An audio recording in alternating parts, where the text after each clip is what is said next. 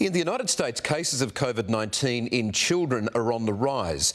More concerningly, it comes just as schools are gearing up to reopen. The American Academy of Pediatrics said more than 23,000 child cases were reported between July 8 and 15, nearly double what was being reported last month. Now, in America, no COVID vaccine has yet been given the green light for those younger than 12, and it will likely be months until younger children are eligible for a shot. I'm joined now by the World Health Organization advisor, Professor Mary-Louise McLaws. Mary-Louise, good to see you again. I find this incredibly frightening. What can Australia learn about what is happening in the US so quickly? Well, we should be learning about what's happening in the US and hear their anxiety and their plans they're talking about, even thinking about vaccinating children as young as 5. We really need to take this seriously. And the UK also is telling us their experience as well. In the last month, they've noticed that 5-year-olds to 18-year-olds are the second biggest group outside the 18 to 24-year-olds that are getting Delta. Now, that's a factor because they're not being vaccinated. Is it inevitable then that children in Australia will begin to contract the Delta strain faster and more effectively? This virus seems to have learned how to get past children's very young and powerful immune system.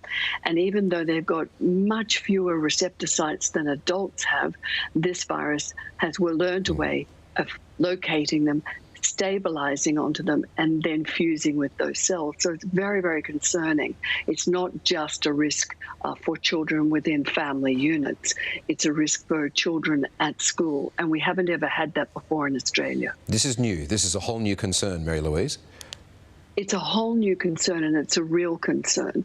So I've factored in how many injections we need to do per month to include 12-year-olds and over.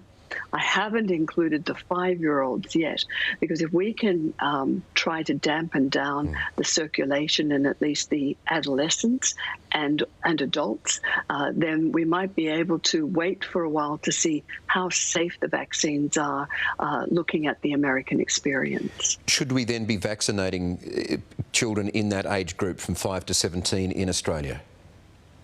We need to start thinking about it, absolutely, and protecting them from, sadly, the inevitable. But we certainly need to start injecting and thinking about, those 12-year-olds to 19, because they're not in anyone's plan yet. And if we are going to put them in our plan, then we need to increase our injecting rates by about 1/3 every day between now and the end of December, so that we can get herd immunity that includes 12-year-olds, and then look at the safety for the 5-year-olds to 11-year-olds. So two brief things then. How quickly does the government need to address this? And if we're talking students, high school and some primary school students in those brackets, do teachers need to be vaccinated as well quickly? Absolutely. Teachers are very much essential services, and we don't want to place them at risk. And of course, once teachers have to go on furlough because they're unwell, then children will have to be schooled at home. So it has an enormous knock-on effect, and then their parents have to be at home to care for them. So certainly teachers being vaccinated, and the authorities need to start thinking right now, because they're going to have to get more Pfizer for the 5-year-olds to 20-year-olds, 19, that we haven't planned for yet. So they need to start organising that purchase right now. If that is the case and they can't purchase it fast enough, this is going to be controversial, should some of the allocation of Pfizer coming into the country or already here be diverted to children? Well, they certainly need to be prioritised, but at the moment, those between 20 and 39 have the biggest burden of infection that we've ever seen before. They need to be vaccinated immediately to stop the cycle of acquisition and transmission.